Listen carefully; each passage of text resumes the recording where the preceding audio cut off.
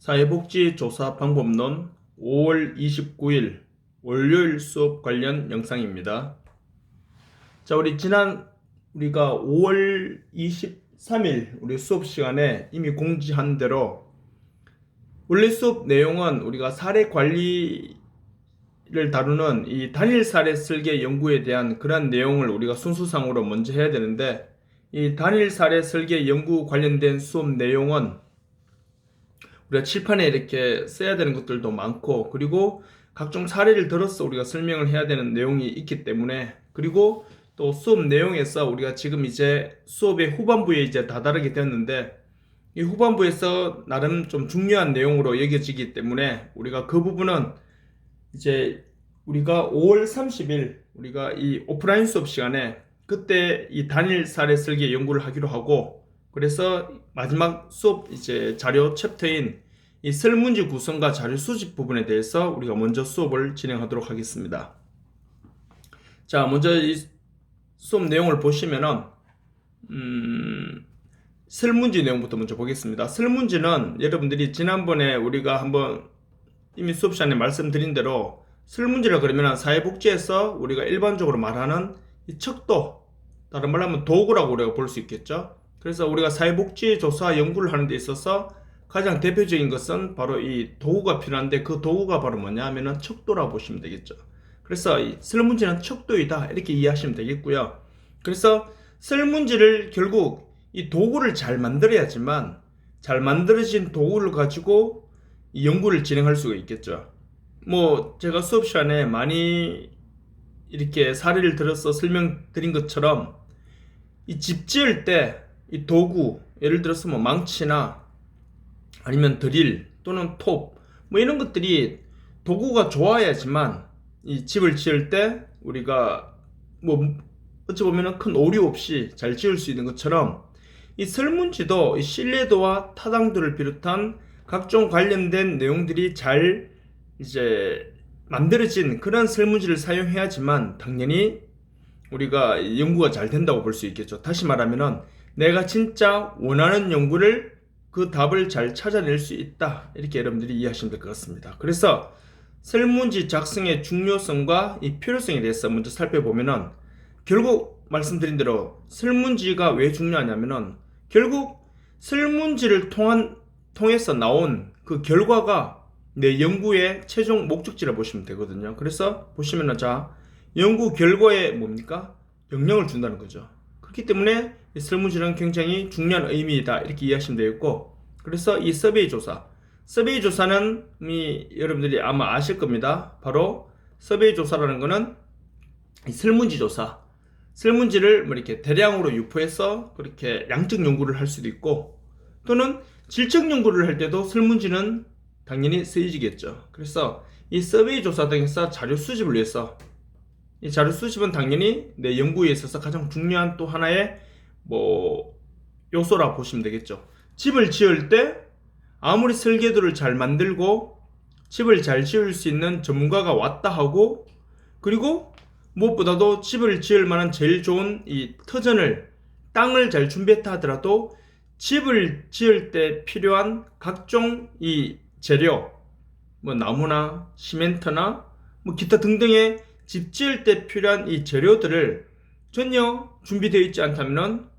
뭐 어찌 보면 집을 지을 수가 없겠죠. 그것처럼 아무리 연구 설계가 잘 되어 있고 연구자가 이 연구를 하는 데 있어서 필요한 모든 지식을 잘 겸비해 있다 하더라도, 설문지를 만들었다 하더라도 그 설문지를 유포해서 수거를 하지 아니하면은 결국 결과를 얻을 수가 없기 때문에, 결국 설문지는 연구 결과에 많은 영향을 주며, 또 서베이 조사 등에서 결국 설문지 조사죠, 그 자료 수집을 위해서 많이 활용하고 있다. 일단 여러분들 이렇게 이해하시면 될 것 같고요. 뭐 크게 어려운 건 아니고, 어려운 것도 아닐 뿐더러 우리가 이렇게 그렇다고 뭐 그냥 중요하지 않게 넘어가야 되는 내용은 아니지만 이해하는데 별로 어려움은 없을 거다 이런 말씀입니다. 자, 밑에 보세요. 빠른 시간 안에 객관적이고 그리고 많은 정보를 얻을 수 있다.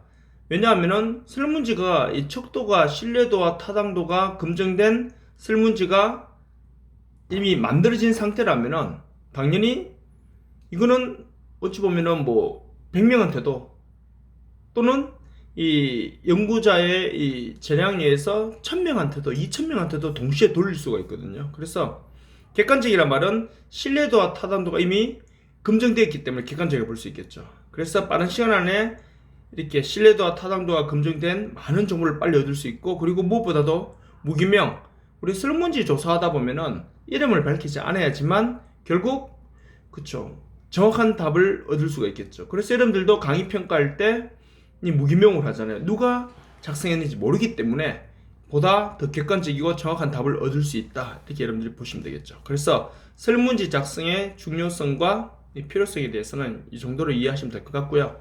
그 두 번째 보시면은 이 설문지 작성할 때 다시 말씀드리면은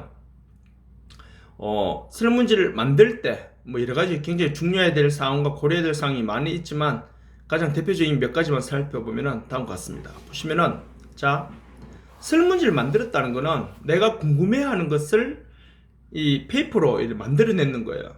쉽게 말하면은 내가 궁금해하고 내가 밝히고자 하는 그러한 어찌 보면 내용들을 내 머릿속에, 즉 연구자의 머릿속에 있는 이것을 이면으로 서면으로 만들어서 그것을 밝혀줄 대상자들에게 이미 전달되는 겁니다. 그렇기 때문에 자 보시면은 측정하고자 하는 개념에 대해 개념적 정의와 조작적 정의가 명확해야 한다 하고, 그리고 신뢰도와 타당도를 고려해야 한다는 거. 자, 이 신뢰도와 이 타당도를 고려해야 한다는 거는 이 두 가지, 신뢰도가 무엇인지 그리고 타당도가 무엇인지는 이미 여러분들이 이미 과제를 통해서도 이미 우리가 알 수도 있겠지만 이미 수업 시간에 배웠죠. 신뢰도가 뭔지 타당도가 뭔지.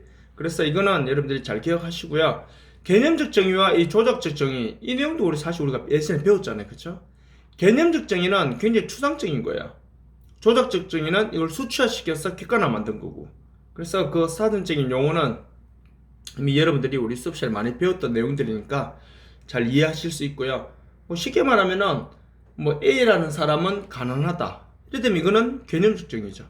그런데 조작적 정의는요, A라는 사람은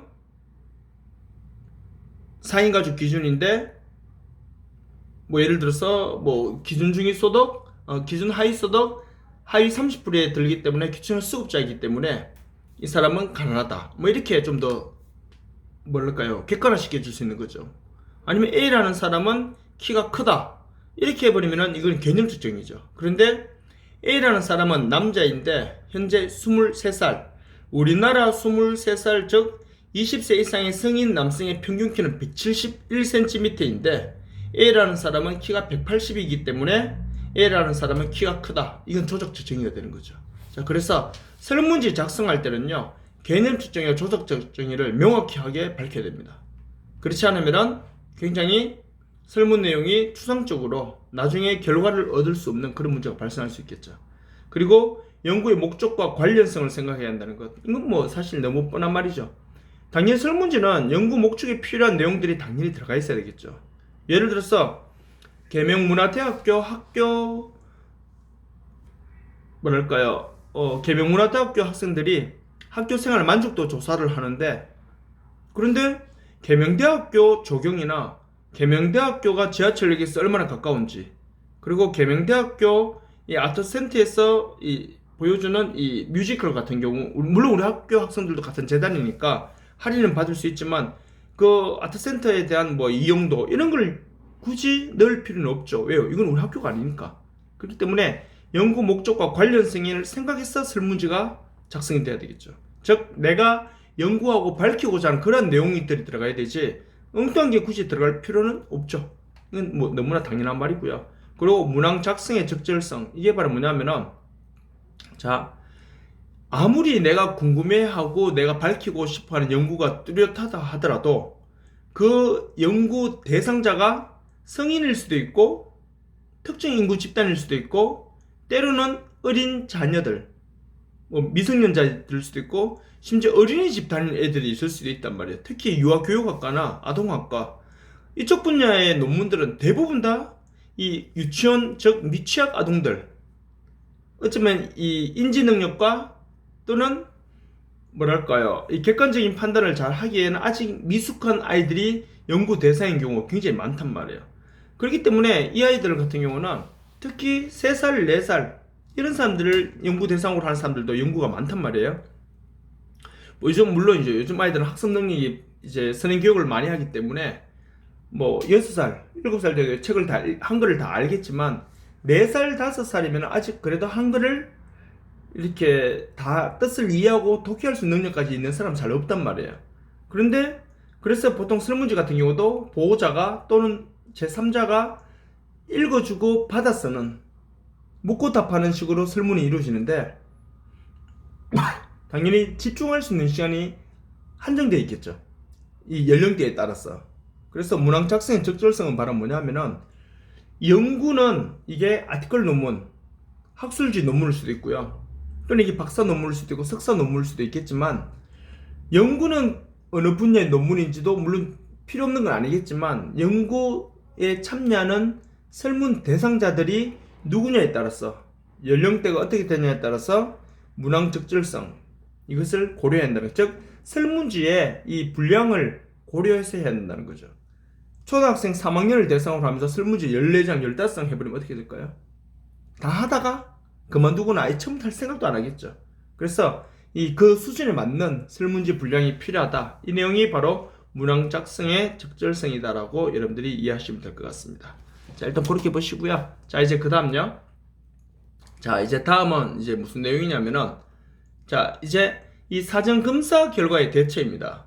아마 이것도 제가 수업 시간에 한 번은 언급해 드렸던 내용들인데 무슨 내용이냐면은 자, 이렇게 이해하시면 돼요. 우리가 설문지가 이제 완성이 되었어요.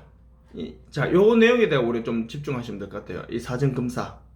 자, 예를 들어서 사전검사가 바로 뭐냐면은 우리가 설문지가 이제 완성이 되었어요. 완성이 되면은 이제 어찌 보면 큰 이제 산을 하나 넘은 상황이죠.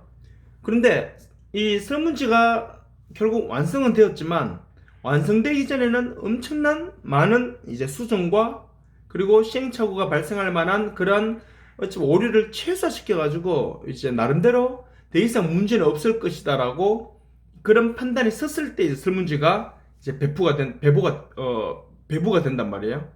자, 그런데 어때요? 실상 돌려보면요, 문제가 또 발생한단 말이에요. 예를 들어서 지금 우리나라에 뭐 휴대폰도 마찬가지고 뭐 특히 자동차 같은 경우 특히 뭐 휴대폰도 당연히 아시겠지만 이 회사에서 삼성전자에서 휴대폰을 이제 어찌 보면 만들어서 이제 판매하기 전에 또는 현대기아에서 자동차를 만들어서 이제 판매를 하잖아요.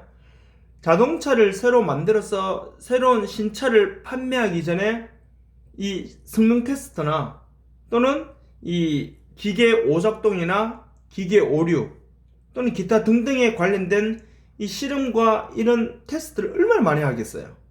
엄청나게 많이 한단 말이에요. 더 이상 문제는 없을 것이다라는 판단이 섰을 때 이제 뭐가 되냐면은 판매가 시작된단 말이에요.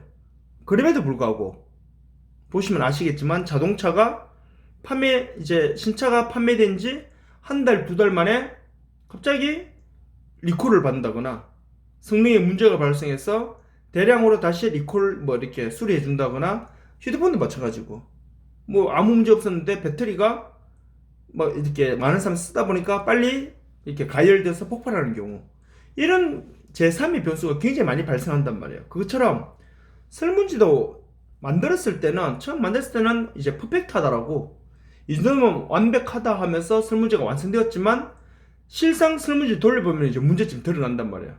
그런데 그 문제점 드러나는 것이 너무 심각한 문제가 된다면은 설문지 조사를 다시 해야 한단 말이에요.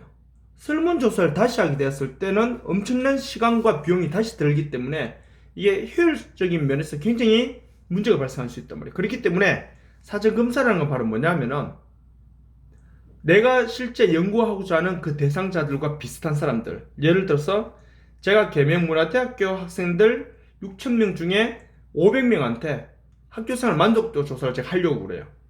그러면은 우리 학교 학생들 6,000명 중에 500명을 제가 뽑았어요. 이미 표본을 만들어 놓고 그 500명한테 설문지를 돌려야 되는데 설문지 500명한테 돌리고 나니까 설문지에 큰 결함이 발생돼 버렸어요. 아니면은 또 다른 제3의 변수가 발생해서 문제가 발생해 버리면은 이 500개를 다시 돌려야 한단 말이에요. 그래서 이런 문제를 최소화시키기 위해서 어떻게 하냐면은 계명대학교나 그러니까 우리 학교 학생들과 비슷한 이 지금 위치에 있는 계명대학교나 또는 뭐 영진전문대학교나 아니 보건대학교나 이런 데 가서 뭘 하냐면은 약 한 30개에서 50개, 보통 50개는 좀 많을 수도 있고 한 30개, 30명한테 비슷한 대상자 30명한테 이 설문지를 먼저 돌려본단 말이야. 여기서 설문지를 돌릴 때는 이 설문지 결과가 중요한 게 아니고요. 설문지 결과를 얻기 위해서 하는 게 아니라 혹 설문지를 읽다가 이해 안 되는 부분이 있는지, 설문지 작성에서 어느 것을 체크하라고 하는지 명확하지 않다고 느껴지는 문항이 뭐가 있는지, 그리고 뭐 예를 들어서 가장 기본적인 거는 오타가 많은지. 왜냐하면 오타 검사도 엄청나게 많이 하는데 계속 그 자료를 계속 보다 보면은 이미 연구자는 그 자료에 오타가 발생했는 것도 오타로 읽지 않냐고 원래 이렇게 바른 글씨로 이렇게 되어 있는 것처럼 그렇게 읽어버린단 말이에요. 아마 여러분들 그런 경험 많이 해보셨을 거예요 아마. 그래서 연구자도 같이 논문을 쓰는 사람들끼리 서로 논문과 다른 이제 작성했는 연구 이제 내용들을 서로 바꿔서 오타 체크해 주거든요. 자기가 10번, 20번 읽었을 때도 아무 오타가 없는 줄 알았는데 다른 사람이 한번 읽어보면서 이 오타 막 지적하는 경우 굉장히 많거든요. 그렇기 때문에 사전 검사는 그래서 뭐냐면은 실전에서 연구를 서베이 조사를 하기 전에 완성된 이 설문지를 내가 연구하고자 하는 대상자들과 비슷한 대상자들에게 이미 먼저 한번 돌려보는 겁니다. 오류가 있는지 또는 다른 제 어떤 문제가 있는지를 미리 파악하기 위해서 이렇게 미리 다 한번 돌려보는 걸 사전 검사라고 그래요. 그래서 이 사전 검사라는 말 이제 개념적인 사전의 뜻을 아시겠죠? 이 사전 검사를 통해서 나타난 결과에 대해서 이제 그러면은 어떤 대처를 해야 되는지 이 내용이 이제 밑에 보시면 자 보세요.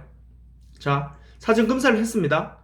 본 조사를 하기 전에 뭐 1000명한테 먼저 돌리기 전에 30명한테 비슷한 사람들 먼저 돌려봤더니 자 응답 자체를 거부하는 경우가 있어요. 뭐냐면은 너무 비윤리적 뭐 그런 일은 잘 없겠지만 굳이 설명을 우리가 돕자면은 좀 비윤리적이고 너무 선정적이거나 또는 굉장히 이 대상자로 하여금 기분 상하게 하는 그런 질문이 들어가 있다면은 설문지를 작성하다가 기분 나빠서 안 하는 경우도 있겠죠. 그런 경우에는요 조사 방법 자체를 변경해야 됩니다.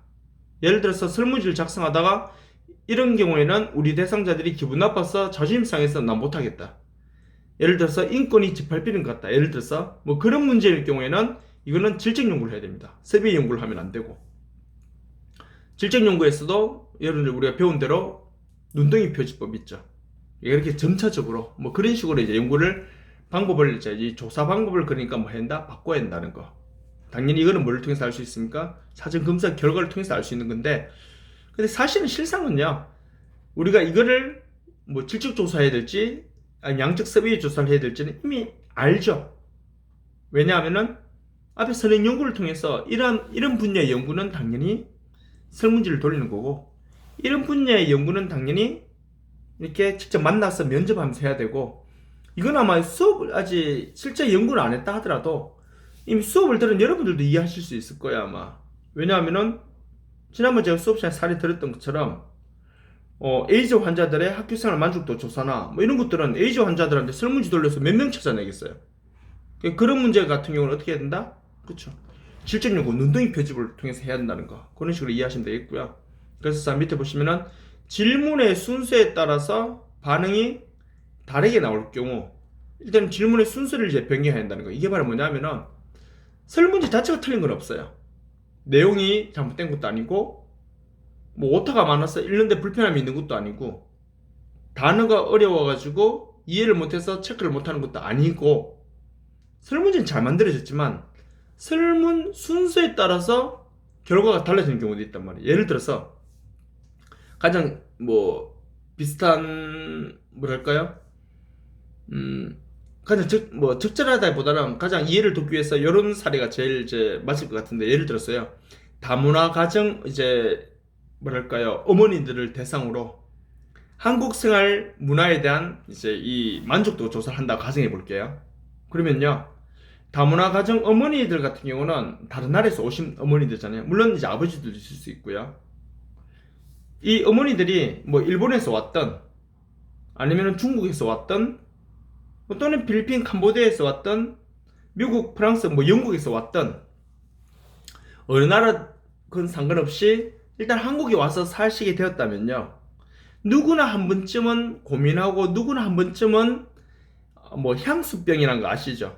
고향에 대한 그리움, 고향 친구와 고향 유년 시절에 보냈던 그 장소, 추억이 있겠던 장소가 있겠죠? 그리고 고향에서 어머니가 해주셨던 음식, 여러분들도 아마 지금 자취하는 학생들도 덜 있는 걸로 알고 있는데 뭐 계속 음식을 사 먹어야 되고 자기가 집에서 만들어 먹는다 하더라도 쉽지가 않잖아요. 요즘 뭐 밀키트 이렇게 다 돼 있어서 뭐 조리 방법도 간단하게 돼 있지만 하지만 때로는 한 번씩 뭐가 먹고 싶어져요. 굳이 엄마가 해준 음식이 먹고 싶을 때 있잖아요.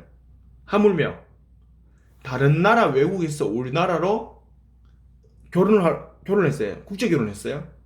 그러면은 본국에는 자기가 태어났던 본국에는 자주 갈 수 있는 여건이 안 되잖아요. 그렇기 때문에 여기 있다 보면은 옛날에 친했던 친구들, 내가 지냈던 고향 마을, 먹었던 음식, 엄마가 해주는 음식 이런 것들 때문에 향수병에 걸릴 수 있단 말이야. 자, 근데 예를 들어서요. 만약에 한국 문화의 생활 만족도 조사, 설문지를 조사하는데 예를 들어서 내가 진짜 알고 싶어 하는 거는 이분들이 한국 생활 만족도, 한국 생활 문화에 대한 뭐 기쁨, 행복도 이런 걸 조사하는데 1번 한국 문화 음식은 이제 어떻습니까? 나 이제 대상자가 음식 이제 뭐 잘 적응도 되었고 음식도 맛있고 요리도 내가 할 수 있다. 한국 언어에 대해서는 어떻게 생각하십니까? 한국 의복에 대해서 어떻게 생각합니까? 한국 뭐 놀이 문화 뭐 이런 거에 대해서 설문을 쭉 하고 마지막에는 당신이 유년 시절에 본국에서 있었던 뭐 그런 것과 비교하는 그런 설문지도 같이 나왔다 가정해 볼게요. 그러면요. 자, 이게 제가 말씀드린 싶은 이렇게 결론인데 만약에 설문지 순서가요. 한국에서 이미 문화적으로도 기타 등등으로 한국에서 적응을 현재 잘하고 있는 어머니, 열심히 잘 살고 있는 어머니도 고향 이야기가 나오고 고향 음식이 나오고 고향에서 엄마가 해주는 음식이 막 이렇게 이런 이제 분위기가 조성돼 버리면은 괜히 짠해진단 말이에요. 이해되시겠어요? 짠해지면서 갑자기 향수병이 젖는단 말이에요. 그렇기 때문에 한국 문화 생활에 대한 만족도 조사를 할 때 한국 문화와 관련된 질문은 뒤에서 하고 자기 본국에서 있었던 그러한 문화에 대해서 먼저 설문을 해버리면은 자기 고향과 관련된 설문지를 작성하다가 향수병에 푹 젖어들면서 어떻게 되죠? 뒤에 한국 문화가 이제 안 좋게 여겨져 버린 거예요. 그렇지, 원래는 그렇지 않았는데 원래는 한국 문화도 잘 적응했고 한국 음식이나 한국 놀이 문화나 기타 등등도 나름 좋고 잘 적응하고 있는데 자기 나라에서가 물론 자기 본국에서 어릴 때가 그때가 더 좋죠. 사실은요. 우리나라 사람들도 아무리 뭐 미국이 좋다, 영국이 좋다, 뭐 어디가 좋다 해도 결국엔요. 여러분들도 유럽이나 아니면 뭐 동남아나 이쪽으로 여행 가 보시면은 아무리 좋은 곳에 먹고 여행을 한다 하더라도 일정 시간이 지나면 어디 가고 싶어져요? 빨리 집에 가고 싶어진단 말이에요. 그 집에 가서 빨리 김치찌개 먹고 싶어진단 말이에요. 이거는 우리나라 사람뿐만 아니라 누구나 그럴 거야 아마. 그렇기 때문에 설문 순서가 우리나라 설문지에 대해서 먼저 묻고 뒤에 본국에 대한 걸 물으면은요. 미안하지만 향수병이 온다 하더라도 설문은 끝난단 말이야. 근데 반대로 본국에 대한 걸 먼저 질문해버리면은 이미 자기 본국에 대한 친구나 엄마나 기타 등등의 것 때문에 굉장히 마음이 짠해진 상태에서 한국 문화를 체크하라 그러면은 괜히 한국 문화가 이제 부정적으로 보인단 말이야.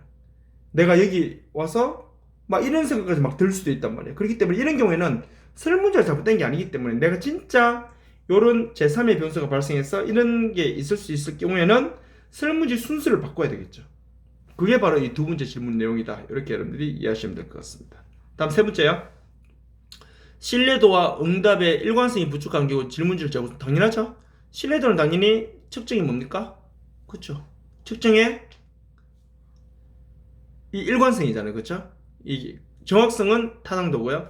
결국 뭐냐면은 뭐 설문지를 작성할 때 일관성이 부족하다는 걸 한마디로 말씀 뭐냐면은 이 응답하는 사람마다 다 제각각 다 다른 거예요. 뭐 어떤 사람은 불만족이라고 하면서도 이상하게 나와버리고 그래서 쉽게 말하면은 신뢰도 있게 일관성 있게 답하는 경우가 부족한 경우에는 이 설문지를 다시 바꿔요. 다시 말하면 설문지가 잘못된 거죠. 이거는요. 신뢰도가 없는 거죠. 그러니까요. 설문지로서의 자격이 없다 이렇게 보시면 되겠죠. 그리고 한쪽에 치우친 응답이 나오는 게 응답 범주를 이제 조정한다. 이게 바로 뭐냐면은 진짜 하기 싫어서 중간으로 쭉 밀어가지고 중앙 집중화에 오류가 발생한 게 아닌데 고정 반응이라고 그러죠. 보통이다. 하기 싫어서 그렇게 나온 게 아닌데 문항 작성을 하다 보니까 뭐 자연스럽게 그렇게 나와버리면은 이것도 연구가 안 되거든. 그런 경우에는 5점 리커트 촉대에서 보통이다를 빼버리고요. 4점 리커트 촉대로 바꾸는, 즉 그게 바로 뭐냐, 응답 범주를 매우 그렇다, 보통이다, 아니다, 매우 아니다, 즉 5점 리커트를 범주를 어떻게 해요? 4점 리커트로 보통이다를 빼버리면 되겠죠. 그런 식으로 뭐예요? 조정을 해야 된다 이렇게 보시면 되겠죠. 그래서 이런 것들은 결국 뭐다? 지금 나오는 이런 것들은 그렇죠. 사전 검사를 통해서 이런 문제들을 발견할 수 있다는 거예요. 사전 발견해서 대처를 해서 예방해야 한다는 거예요. 그럼 이렇게 했다고 퍼펙트 할까요? 꼭 그렇지만은 또 않다는 거. 일단 그렇게 일단 이해하시면 될 것 같고요. 다음 설문 항목 작성 시 이제 유의할 점인데 이거는 너무 간단해. 자, 질문과 설명을 구분하고 명확한 문항으로. 당연하죠. 쉽게 말하면 간결하고 명확하고 쉬운 단어로 해야 한다는 거. 그리고 당연히 주관식 질문과 객관식 질문이 적절하게 조화돼야 되겠죠. 뭐 좀 어려운 말로 하면은 객관식 질문은 많죠. 당신의 종교는 무엇입니까? 기독교, 1. 기독교, 2. 불교, 3. 천주교, 4. 이슬람교, 5. 무교 뭐 이런 식이 되겠죠.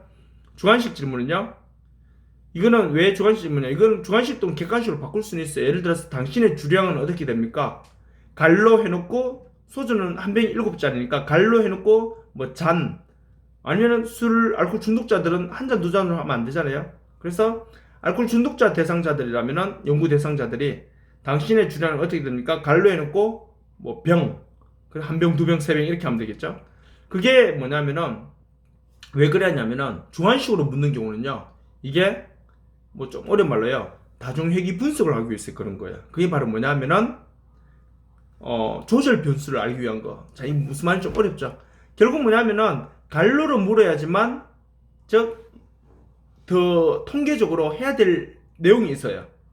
그렇기 때문에 갈로로 안 묻고 객관식으로 물어버리면 그걸 못하게 되거든요. 그렇기 때문에 내 연구에서 뭐 갈로로 물어야 될 게 뭔지를 이미 우리가 또 파악하고 또 그렇게 이제 해야 되겠죠. 자, 일단 그렇게, 그래서 이 주관식과 객관식이 적절하게 조화가 돼야 한다는 거. 그거 일단 여러분들이 이해하시면 될 것 같고요. 자, 이제 그리고 나서 밑에 보시면은 한 문항에 당연히 한 질문에 한 문제 이상이 들어가면 안 돼요. 이중 질문이라고 그러죠. 예를 들어서 여러분들이 강의 평가할 때 교수님은 수업 시간에 제대로 시간 맞춰서 들어오면서 중간고사는 쳤습니까? 이렇게 돼버리면은 수업 시간에는 들어왔는데 중간고사 안 쳤는 경우는 뭐라고 답해야 될까요? 아니면 반대로 교수님은 수업 시간을 잘 지키면서 수업 자료는 적절히 잘 올려주셨습니까? 수업 자료는 올려줬는데 맨날 지각했어요. 이런 경우 어떻게 체크해야 될까요? 그러니까 한 문장에는 한 가지 질문만 해야 한다는 거 기억하시고요. 그 다음은 응답자가 이해하기 쉽게 전문 용어나 방언은 피한다는 거. 이 방언은 사실 요즘에는 뭐 대구 산다고 뭐 대구 질문제 뭐 대구 사투리 쓰지는 잘 않겠죠. 뭐 전라도 산다고 전라도 사투리 쓰지는 않을 거잖아요, 그렇죠? 예를 들어서 근데 가끔씩 그런 건 있어요. 뭐 저도 예전에는 뭐 지금이야 우리가 왜 경상도에서는 전구지라 그러죠. 우리가 채소 중에 그 초록색 색깔 있잖아요. 우리 전 부쳐 먹는 거. 그래서 이 전구지라 그러는데 다른 지역에서는 부추라 그러죠. 우리가 표준어가 부추인가요? 부추라 하면 요즘 경상도에서도 부추하면 다 알아듣잖아요. 근데 제가 군대 갔을 때만 하더라도 부추하니까 처음에 부추가 뭔데 이랬단 말이에요. 전구지 하니까 알아듣는 사람은 대구 경상도 사람 알아듣더라고요. 이거는 한 사례이지만 뭐 이런 식으로 우리가 뭐 식품 영양학과나 아니면 호텔 조리학과 같은 경우는 뭐 채소 이름 같은 경우에 뭐 전구지라고 쓸 수도 있겠죠. 혹시라도 대구에서는. 그렇기 때문에 이 논문을 썼다 하더라도 물론 대구에 있는 학교에서 논문을 썼으니까 당연히 알겠죠. 근데 이 논문이 대구의 사람들만 읽는 건 아니란 말이에요. 그렇기 때문에 이 전문용어를 쓰자마는 말이 아니에요. 뭐냐면은 내 연구가 아무리 이게 아티클 학술지 논문이라 하더라도 연구 대상자 설문지를 하는 사람이 중학생이라면은 중학생 수준에 맞는 용어로 바꿔줘야 되겠죠.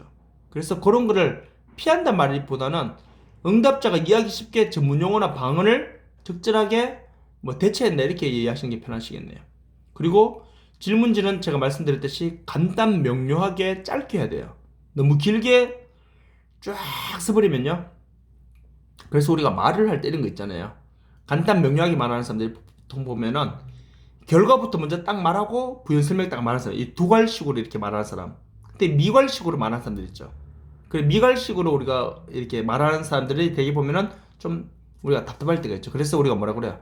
결론부터 좀 말하라고 이런 말을 하잖아요. 그래서 우리가 여러분들 앞으로 나중에 뭐 발표를 뭐 우리 학교 발표 수업이 지금 다른 과목이 있는지 모르겠지만 발표 수업 하거나 아니면 기타 앞으로 뭐 회사에서나 아니면은 여러분들이 뭐 면접을 보거나 이럴 때는 자신을 소개하거나 아니면 뭔가 주제에 대해서 말을 할 때는요, 미괄식보다는 이 두괄식으로 하는 게 훨씬 더 도움이 되시겠죠. 상대방을 더 편안한 상태에서 이렇게 자기 이 발표 내용을 듣게끔 할 수 있는 방법이라고 보시면 되겠죠. 그래서 이거는 그렇게 이해하시면 되겠고, 직접 질문과 간접 질문은 특징을 좋아한다는 거. 이건 당연한 말이죠. 그리고 유도 질문, 부정적 질문. 이걸 하면 안 되죠. 유도 질문 뭐예요? 연구자가 질문지를 던지면서 그 질문을 통해서 어떻게 해요? 자연스럽게 이쪽 답을 체크하도록 끌고 가면 안 되겠죠. 그리고 분위기를 그렇게 만들면 안 되겠죠. 부정적 질문은요. 당신의 아버지가 열심히 일해서 내는 세금이 우리나라 부실 기업에 투자되는 것에 대해서 어떻게 생각하십니까? 이건 부정적 질문이잖아요. 왜 이렇게 하면 안 된다고요. 아시겠죠? 그렇게 일단 여러분들이 봐주시면 될 것 같습니다. 자, 그리고 이제 폐쇄형 질문과 이제 개방형 질문인데, 이거는 그냥 한마디로 이렇게 생각하시면 돼요. 폐쇄형 질문은 쉽게 말해서 이건 뭐냐면요, 얘는 주관식 질문입니다. 그리고 개방형 질문은 객관식 질문입니다. 주관식으로 질문했을 경우, 예를 들어서 우리 학교에서 가장 마음에 드는 부분은 무엇입니까? 1. 조경. 2. 독수리 동상. 3. 학식. 4. 스쿨버스. 이런 거는 뭐예요? 개방형 질문이죠. 이 객관식으로 질문했으니까. 이렇게 하면요, 응답자가 빨리 표현할 수 있고 분류하기도 편해요. 근데요, 폐쇄형, 죄송해요. 제가 거꾸로 말했네요. 이거 설명 따로 말했다. 폐쇄형 질문이 그러니까 이 객관식 질문이고요. 개방형 질문이 주관식 질문입니다. 그 폐쇄형 질문은요, 보기 1, 2, 3, 4를 줘요. 그러니까 시간과 비용이 빨리 적게 들고 분류하기도 편하고 6,000명한테 물어도요, 답은 4가지 안에서만 나온단 말이에요. 보기가 4개면요. 근데 단점은요, 보기 4개 그 이상의 답은 얻을 수가 없다는 거. 이게 폐쇄형 질문. 개방형 질문은요, 주관식으로 물으니까 다양한 답을 얻을 수 있지만 너무 다양하게 나와버리니까 분류하기가 너무 힘들어진다는 단점도 있겠죠. 그래서 폐쇄형 질문은 객관식 질문, 개방형 질문은 주관식 질문이다. 이렇게 이해하시고, 나머지 수업 시간에 제가 오프라인 수업 시간 요 관련해서 한 번 더 간단하게 설명을 드릴게요. 자, 여기까지가 우리가 5월 29일 수업 내용입니다. 자, 그러면은 우리가 5월 30일 날 우리가 오프라인 수업 시간에 단일 사례 설계 연구 내용과 이 설문조사 유형에 대해서 계속 이어서 수업하도록 하겠습니다. 자, 수고하셨습니다.